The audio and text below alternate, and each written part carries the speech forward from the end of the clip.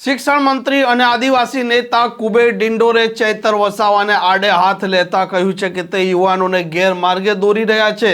તે ચૈતર નહીં પરંતુ છેતર વસાવા છે। વિગતવાર વાત કરવી છે આ ભારતીય જનતા પાર્ટીના ધારાસભ્ય અને મંત્રીએ જે પ્રકારે ચૈતર વસાવાને આડે હાથ લીધા છે તેની।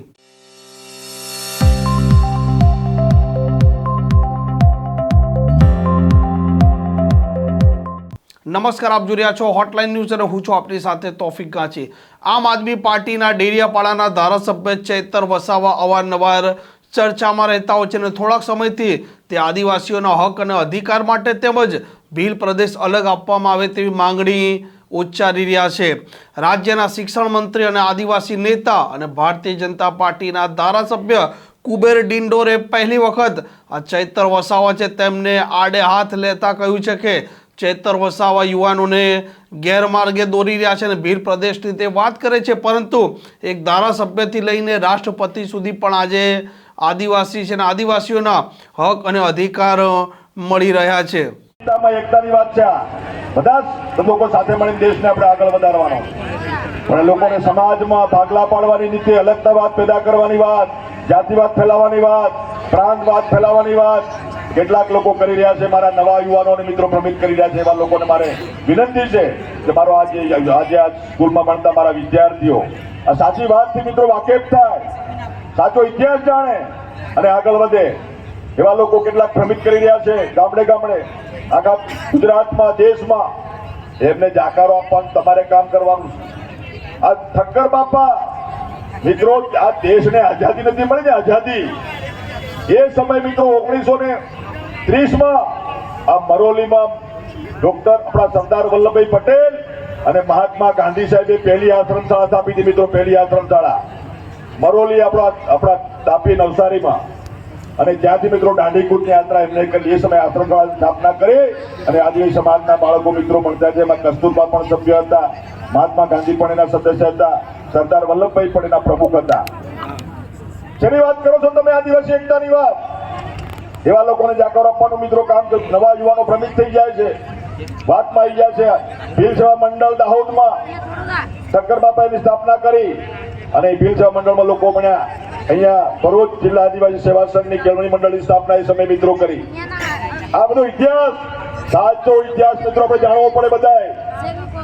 આજે લોકોને ભ્રમિત કરવા માટે નીકળ્યા છે અધિકારના નામે, પછી કે આદિવાસીના અધિકારો માટે લડીએ છે। કયા અધિકારોની વાત કરો છો ભાઈ તમે? કયા અધિકાર બાકી રહ્યા? આજે જન્મથી લઈને મૃત્યુ સુધીની યોજનાઓ આપણા મોદી સાહેબે મિત્રો જાહેર કરી છે। બધો જ લાભ મિત્રો આપણને મળી રહ્યો છે। આપણા રાજનીતિમાં પણ આપણા અનામતનો પૂરેપૂરો મિત્રો અમલ થઈ રહ્યો છે।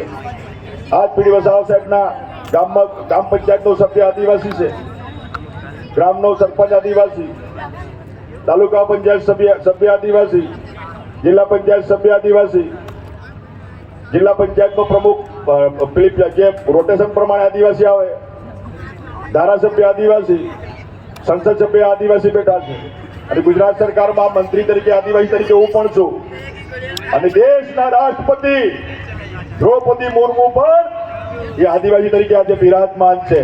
તો કયા હક અને અધિકારની વાત કરો તમે? તમામ હક અને અધિકાર મિત્રો આ દેશમાં આપણા સંવિધાન કરાવી પછી બધા આપણે મળ્યા છે, પણ કેટલાક લોકો અધિકારના નામે, એકતાના નામે લોકોને ભ્રમિત કરવા માટે નીકળેલા છે। પાછા કે અમને અલગ રાજ્ય હાલજો। કયું રાજ્ય માંગે ભાઈ? એટલે આ ભીલ પ્રદેશ અલગ રાજ્યની માંગે, ભીલ પ્રદેશ અમને અલગ હાલો। એટલે આ અમારા 7 ટર્મથી ચૂંટાયેલા સોમજીભાઈ ડામોર સાહેબ સંસદ સભ્ય અને દિલીપસિંહ ભુરિયા જાંબુઆથી સંસદ સભ્ય ચૂંટાતા હતા, અને વાંસવાડાથી પ્રભુલાલ રાવત એ સમયે ચૂંટાયા અને એમને ભીલ પ્રદેશની માંગણી એ સમયે કોંગ્રેસની સરકારમાં કરેલી કે અમને ભીલ પ્રદેશ આપો, અમે અલગ વ્યવસ્થા કરીએ। એ સમયે કોંગ્રેસ સરકાર હોય એમને કહ્યું તમે કરવા શું માંગો છો? આદિવાસી સમાજનો વિકાસ કરવા માટે રોડમેપ તૈયાર કરો, આ પ્રાંતવાદની વાત બંધ કરો। એટલે એમને એ સમયે વાત કરીને એમાં પછી આ દાદાને પણ ખબર છે, દિલીપસિંહ ભુરિયાને જવાબદારી આપી અને ભુરિયા કમિશનની રચના મિત્રો એ સમય થઈ। ભુરિયા કમિશનની રચના થયા પછી પૂરા દેશમાં પરિભ્રમણ કર્યું અને પરિભ્રમણ કરી નક્કી કર્યું કે ભાઈ આદિવાસી સમાજના ઉત્થાન માટે આ એજ્યુકેશન એ મહત્વનો મુદ્દો છે। એના માટે મિત્રોની વ્યવસ્થા થઈ અને આદિવાસી સેવા સંઘને સોમજીભાઈ ડામોર સાહેબે પણ આદિવાસી વિકાસ પરિષદની સ્થાપના કરી અને એમને બધાએ મળી શિક્ષણમાં આગળ વધવાની વાત કરીને ભુરિયા સમિતિએ જે અહેવાલ આપ્યો 1992માં અને ન્યૂ ગુજરાત પેટર્ન મિત્રો બની 1997માં અને આ બધા હક ને અધિકાર મળવાની વાત થઈને પેલા ભીલ પ્રદેશની વાત કરતી એ લોકો મુદ્દો એમને ડબલામાં મૂકી દીધો. એ મુદ્દો પડતો મૂક્યો પણ પાછો એ મુદ્દો આ કેટલાક નવા નીકળી ગયા ને પેલા આ છેતર વસાવા છેતરભાઈ નામ ને છેતર વસાવા નામ છે છેતરને છેતરવાનું કામ લોકોને ભ્રમિત કરવાનું કામ ભીલ પ્રદેશની માંગણી કરવાની રાજધાની કઈ બનવાની કેવડિયા મહિન કે સાહેબ કેવડિયામાં રાજધાની બનાવવાની વાત રાજધાની કઈ બનાવવાની મુખ્ય શહેર તો કેવડિયા એટલે આ ભીલ પ્રદેશ તો હમણાં મોદી સાહેબને મળીને મનસુખભાઈ સાહેબ બધા ભેગા થઈને કાલે અમે જાહેર કરાવી દઈએ. બોલો કાલે કરાવી દઈએ, આવતીકાલે એક રાજ અલગ માંગી લઈએ. પણ શાસનને ચલાવવાનું કઈ રીતના, રેવન્યુ જનરેટ ક્યાંથી કરવાની? આપણા મોદી સાહેબ તો ઉદ્યોગપતિઓ પાસેથી કર્મચારીઓ પાસેથી ટેક્સ લે.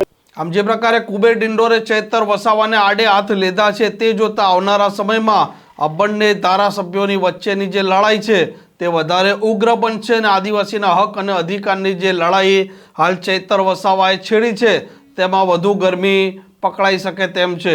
આ પ્રકારના સમાચાર માટે હોટલાઇન ન્યૂઝ ચેનલ જોવાનું અને સબસ્ક્રાઇબ કરવાનું ભૂલતા નહીં. આવા પ્રકારના વિડીયો તમને જોવા ગમતા હોય તો હોટલાઇન ન્યૂઝ ચેનલને લાઇક, શેર અને સબસ્ક્રાઇબ કરો.